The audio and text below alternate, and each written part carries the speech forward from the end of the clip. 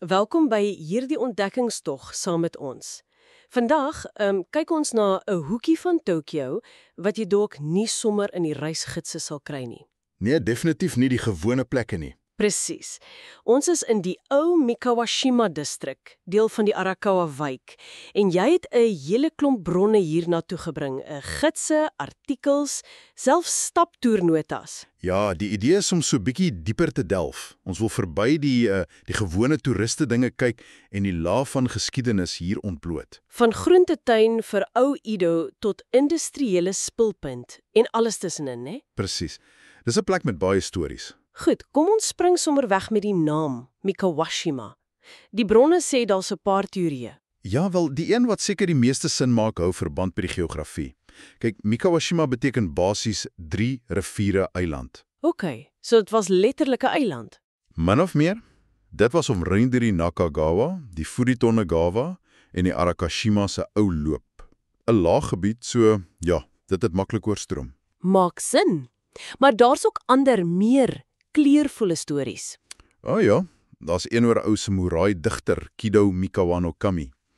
En 'n baie bekende een is dat Tokugawa Ieyasu glo mense van sy tuisprovinsie Mikawa hier laat bly het. Maar die tydlyn werk nie heeltemal uit nie, né?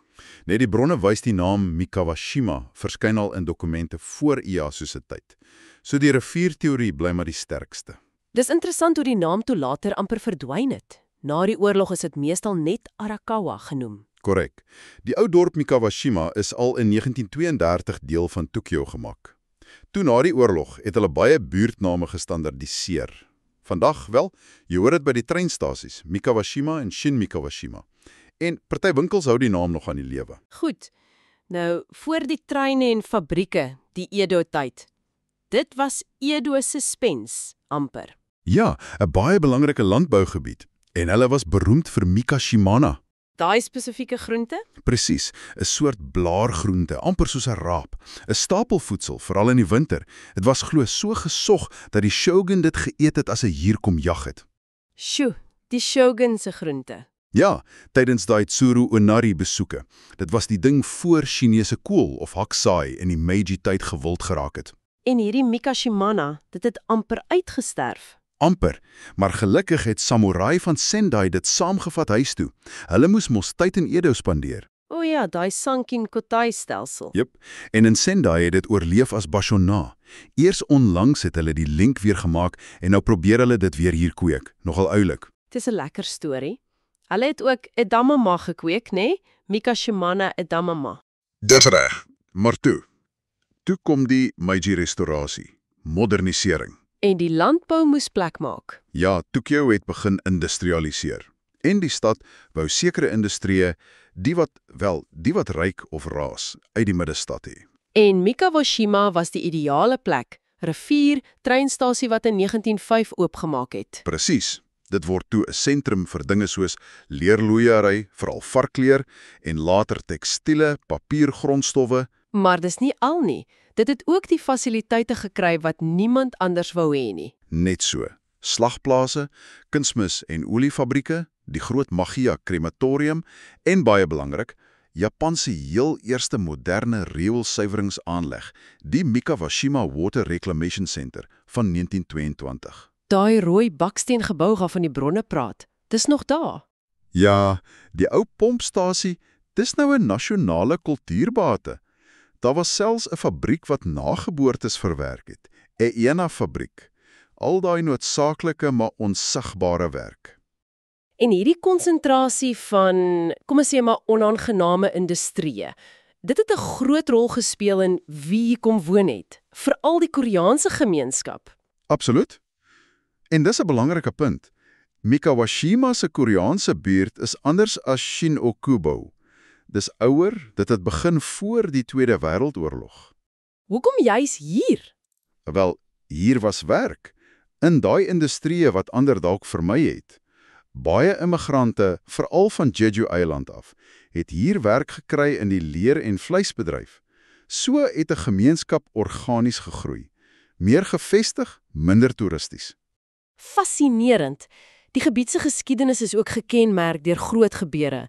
Die treinongeluk van 1962 is seker die mees tragies. Ja, 'n verskriklike dag. 3 Mei 1962, 'n goederetrein het 'n sein gemis, ontspoor. Toe ry 'n passasierstrein daarin vas en toe kom 'n tweede passasierstrein van die ander kant af en ry in daai wrak vas. My genade, die dodetal was hoog, né? 160 mense dood, byna 300 beseer. Een van Japan se ergste treinrampe. Dit was 'n reuse skok. En dit het gelei tot veranderinge in veiligheid. Ja, dit was die direkte oorsaak vir die landwyse instelling van die ATS, die outomatiese treinstopstelsel. Daar is 'n gedenkteken by die Yoshoji-tempel hier naby. Hartseer storie. Een slagoffer kon nooit geïdentifiseer word nie. En 'n bekende komediant was ook onder die slagoffers. Ja, Kuritomo Ikkyu, deel van 'n gewilde duo van daai tyd. Dan, op 'n heeltemal ander noot, die Mikawashima-voorval van 1923. Sumo-stoeiers wat staak. Dis reg. Kan jy dit nou gruwe? 'n Klomp toprank sumo-stiers, die Rikishikai, was ongelukkig oor hulle betaling en behandeling. Toe gaan barrikadeer hulle onsself in 'n fabriek hier in Mikawashima. In 'n fabriek? Ja, die Nihon Denkai Kogyo. Die polisiehoof moes kom bemiddel. Dis 'n stukkie plaaslike geskiedenis wat jy nie sommer sal vergeet nie. Definitief nie. Maar te midde van al hierdie drama, het die area daai spesiale Shitamachi gevoel behou, né? Daai onderdorp atmosfeer. Absoluut. Jy sien dit nog in plekke soos die Mikawashima Ginza winkelstraat. Dis nie modern en blink nie, maar dis lewendig. Klein winkeltjies, tofu, wagashi, Tradisionele Japanse lekkers. ja, hardwarewinkels, dis die Shitamachi Ninjo. Daai gevoel van gemeenskap, van mense wat mekaar ken en help. Veral saans in die plaaslike izakayas. Die kroe. Ja, die informele plekkies waar mense na werk by mekaar kom. Dis nie vir toeriste opgetof nie. Dis die regte ding. En daar was ook 'n tyd, sê die bronne, toe dit 'n soort kunstehub was, in die Taisho en vroeë Showa-tye. Interessant genoeg, ja. Die huur was laer. Dis was rustiger as die middestad. So kunstenaars en ambagsmanne het hierheen getrek. Hulle het dit 'n atelier Mura, 'n atelier dorpie genoem. Sien mens nog iets daarvan? So hier en daar, klein galerytjies, pottebakkery ateljees, oulike kafeetjies en ou geboue soos daai Gallery en Café Le Pont in 'n ou pakhuis. Jy moet net jou oë oop hou. Goed, kom ons word prakties. Vir jou wat luister en dalk nuuskierig is, wat is van hierdie verborgde juwele wat die bronne uitlig? Hoe kan jy 'n gevoel kry vir die plek? Wel, vir die treinongeluk gaan staan op die Shin-Mikawashima-brug. Kyk af na die spore. Dis 'n stil manier om te gedenk. Die formele gedenkteken is by Yoshoji-tempel, wat ook baie ou klipmonumente het. En vir daai autentieke Shitamachi gevoel. Stap deur die Mikawashima Ginza, proe kusamochi, daai groen ryskoekie. En verken die Koreaanse buurt. Onthou, dis anders as Shin-Okubu. Soek die ou kruidenierswinkels, die kimchi-plekke soos Maman Shotin en natuurlik die yakiniku-restaurante. Japanse braaivleis. Ja, met Koreaanse invloede. Dis diep gewortel hier. En spesifieke eetplekke wat uitstaan, behalwe nou daai beroemde Maputofu plek. Ja, Shinjitsu Ichiro van die TV-reeks, maar wees gereed om te wag. Andersins, kooiken vir reuse porsies, veral die chahan. Gebraaide rys? Jep, Mammy's Ansarel se fabriekswinkel vir appeltaart en plekke soos Shogetsudo vir tradisionele wagashi. En geskiedenis, natuur, argitektuur. Hou jou oë oop vir die rioolsuiweringsaanleg se ou rooi baksteengebou. Dis indrukwekkend. Bo-op is die Arakawa Natuurpark. Die Arakawa Park naby die wijkskantoor is ook goed vir kersiebloeisels. Kyk uit vir die Mikawashima Inari heiligdom, ander tempels soos Kanonji. En let op daai ou industriële baksteenmure met die spesiale patrone. Die Engelse binding. Ja, dis stille getuies van die verlede. En stap langs die Arakawa rivierduik vir 'n mooi uitsig, veral met sonsondergang. So, as ons nou alles saamvat, Mikawashima is veel meer as net nog 'n woonbuurt in Tokio. O ja, beslis. Dis 'n plek van laag van geskiedenis, van onvertelde stories, van die grond wat Edo gevoed het tot die industrie wat die vuilwerk gedoen het, tot die gemeenskap wat daaruit gegroei het. Dis die agtergrond vir tragedie, vir vreemde gebeure en vir stille veerkragtigheid. Die verborgde juwele is dus nie net plekke nie, maar die storie self. Presies. Dis die echos van die verlede wat jy steeds kan hoor as jy luister. Dit laat 'n mens nogal dink.